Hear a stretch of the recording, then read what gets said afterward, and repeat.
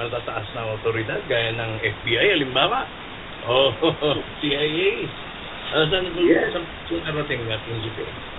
Yes, of course. Kailangan ng validation nito ng iba't ibang mga ahensya, pati ICJ, no? International Court of Justice. Yan ang sabi sa akin, yun ang mga napag-alaman ko previously. Kailangan daw ito na ma-authenticate, etc., o ma-validate ng mga ahensyang yan para bago ito maging may turing na legal, transactional, etc., at nang sa ganun, sa bandang katapusan ay mapaimamahagi sa atin kung nga pa siya na holder. Tama po yun.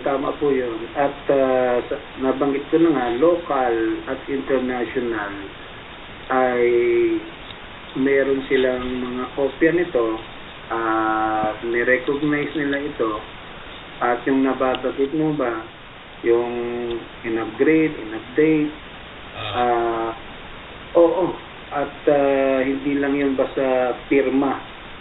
Okay, hindi lang yung basta pirma, may silyado pa yun.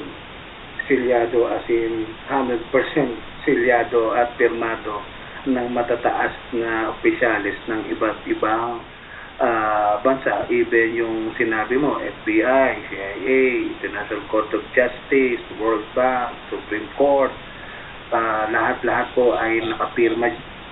Oo, siyempre, ito Pinas. Lahat yan. Kaya alam na nila. Alam na nila. Sige, Prinsipe, nilakad mo yan. Nilakad mo yung pagpaprocess ng mga papel na yan. May tagalakad talaga itong si Chua. Ako mismo ang tumutok na dyan. Kasi